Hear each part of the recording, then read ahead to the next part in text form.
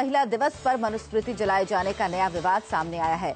JNU प्रशासन ने इस कार्यक्रम की इजाजत नहीं दी थी, लेकिन महिला दिवस के मौके पर जेएनयू में कई छात्रों ने मनुस्मृति के खिलाफ प्रदर्शन किया, नारेबाजी की, मनुस्मृति के पन्ने जलाए। छात्रों ने मनुस्मृति को महिलाओं और दलितों के खिलाफ बताया।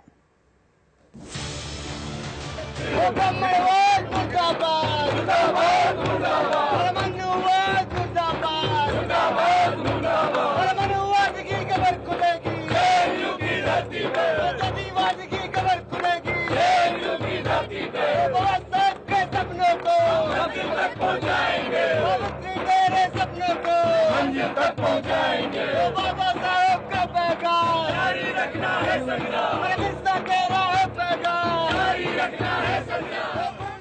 जेएनयू में नए फसाद की ये नई तस्वीर है, कुछ नए नारों के साथ, कुछ नए चेहरों के साथ। कुल मिलाकर एक ऐसी तस्वीर जिसने फिर से जेएनयू को विवाद की कतार में लाकर खड़ा कर दिया है, क्योंकि बिना इजाजत एक बार फिर एक ऐसे कार्यक्रम का आयोजन हुआ था जिससे विश्वविद्यालय प्रशासन को आपत्ति थी। जेएनयू में फिर से 9 फरवरी की तरह भीड़ जुटनी शुरू हो गई थी। मंगलवार की शाम हजारों की संख्या में छात्र इकट्ठा होना शुरू हो गए थे। अंतर्राष्ट्रीय महिला दिवस का मौका था। इस बार जेएनयू के छात्र मनुवाद से आजादी मांग रहे थे। आप भूले नहीं होंगे 9 फरवरी की वो रात। उस कार्यक्रम के लिए भी प्रशासन ने इजाजत नहीं दी थी। और अब जेएनयू का ये नया कार्यक्रम, यही है वो चिट्ठी जो सामने आई है। यूनिवर्सिटी के सिक्योरिटी ऑफिसर ने वसंत कुंज थाने के एसएचओ को जानकारी दी कि कैंपस में कुछ स्टूडेंट्स ने मनुस्मृति की कॉपी को जलाने की अनुमति मांगी, लेकिन उन्हें परमिशन नहीं दी गई है। इस चिट्ठी में करीब 500 छात्रों के इकट्ठा होने की आशंका जताई गई। सिक्योरिटी ऑफिसर ने पुलिस से भी मदद मांगी। जेएनयू एडमिनिस्ट्रेशन की आशंका सही साबित हुई। बिना अनुमति के ही साबरमती ढाबे के पास कार्यक्रम का आयोजन हुआ।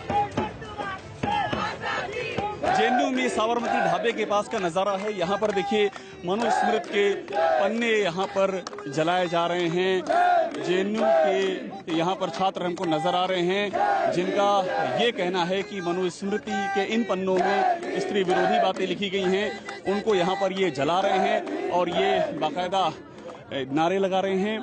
ये प्रोग्राम आज शाम 6 बजे होना था, लेकिन इसकी इजाज़त प्रशासन की ओर से रद्द कर दी गई और उसके बाद भी ये प्रोग्राम यहाँ पर आयोजित किया गया। यहाँ पर बाकायदा इस सिलसिले में जुड़े हुए नारे लगाए गए और अब जो है हम यहाँ पर देख रहे हैं कि इन प्रतियों को मनुस्मृति आग के हवाले कर दिया गया है। अब ये जांच का विषय है, बिना अनुमति इस कार्यक्रम का आयोजन कैसे हो गया। छात्र कहते हैं मनुस्मृति की कॉपी को पहली बार नहीं जलाया गया। डॉक्टर अंबेडकर और उनके समर्थकों ने 25 दिसंबर 1927 को पहली बार मनुस्मृति को फूंका था। इस भीड़ से उठ रहे नारों की यही आवाज है। तमाम नारों और दुहाइयों के बावजूद बेटियों और दलितों के लिए कुछ नहीं बदला। समाज में महिलाओं को आज भी लोग वस्तु की तरह ही देखते हैं। लिहाजा विकास के विज्ञापनों से कटी हुई इस दुनिया के सामने ये सच लाना है कि मनुस्मृति के कुछ पन्नों में दलित और महिलाओं के खिलाफ लिखा क्या है।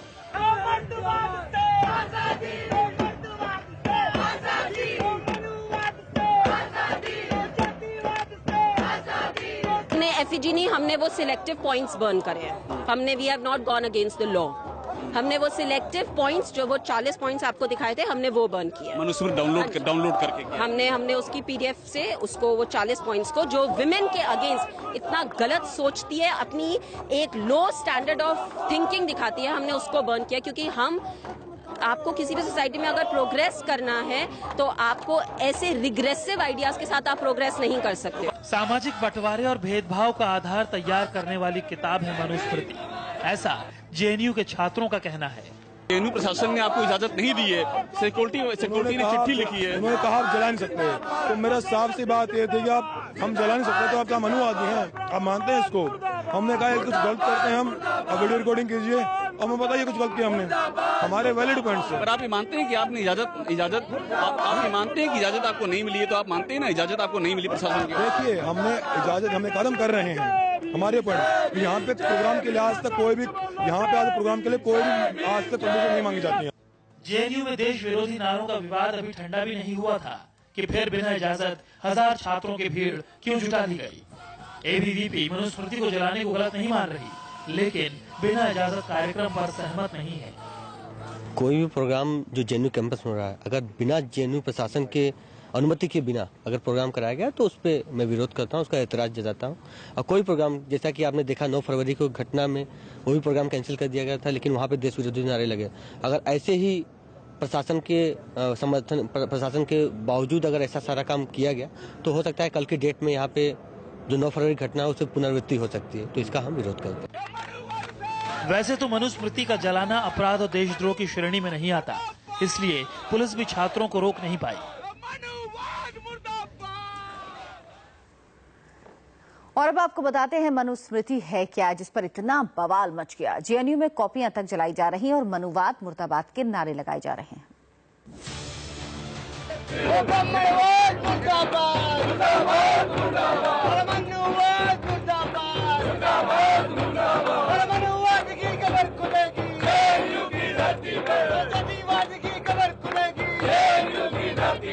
We need to implement, हमें माइंडसेट में चेंज लाना पड़ेगा ताकि हम विमेन के लिए कुछ कर सके। हम उस पिछड़े दिमाग को हम हटाना चाहते हैं। जो कास्ट डिस्क्रिमिनेशन होता है उसके खिलाफ एक एक्ट लाया जाए। सभी पिछड़े हुए तबकों के अपने हक की लड़ाई को संबोधित करते हुए ये मार्च है। क्या संदेश देना चाहते हैं आप?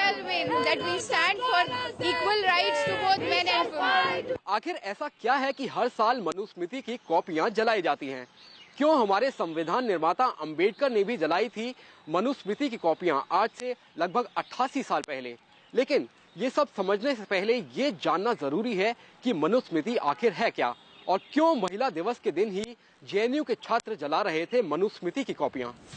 दरअसल हिंदू शास्त्रों के अनुसार दुनिया में आने वाले पहले मनुष्य मनु थे। मनु सृष्टि निर्माता ब्रह्मा के संकल्प से उत्पन्न हुए।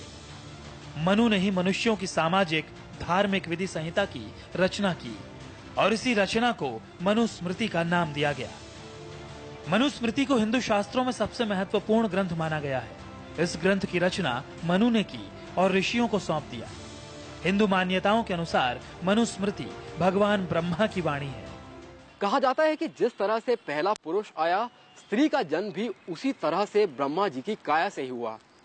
स्त्री के आने के बाद ही मनुस्मृति में स्त्री के चरित्र, उसके हाव भाव और उसके बारे में तमाम ऐसी बातें लिखी गई जो स्त्रियों से जुड़ी होती हैं। लेकिन कुछ बातें ऐसी लिखी गई जिनका पहले अंबेडकर विरोध करते थे और अब जेएनयू के छात्र। मनुस्मृति में लिखा गया है कि पुत्री, पत्नी, माता या कन्या किसी भी स्वरूप में नारी स्वतंत्र नहीं होनी चाहिए। पति पत्नी को छोड़ सकता है, गिरवी रख सकता है, बेच सकता है। स्त्री को संपत्ति रखने का अधिकार नहीं है। स्त्री की संपत्ति का मालिक उसका पति, पुत्र या पिता है। मनुस्मृति के मुताबिक स्त्री पुरुष को मोहित करने के लिए है। मनुस्मृति की इन्हीं बातों पर जेएनयू के इन छात्रों को आपत्ति है। एक विमेन जिसका हम आज तक सिर्फ जिक्र ही करे जा रहे हैं, हम लॉज में लिखे जा रहे हैं कि हम डाउरी हमने हटा दी है, हमने उनको वो इक्वल प्रॉपर्टी देने का वो दे दिया है। क्या आपको लगता है कि हमारी सोसाइटी में वो चेंजेस आए हैं? There is a difference between legislation of laws and execution of laws. संविधान निर्माता बाबा साहेब अम्बेडकर को आपत्ति थी कि सभ्य समाज में महिलाओं और दलितों के बारे में ऐसी सोच रखने वाले लोग विकास की आधारशिला कैसे रख सकते हैं। इसलिए उन्होंने 25 दिसंबर 1927 को मनुस्मृति के पन्नों को जलाकर इसके बहिष्कार का संदेश दिया।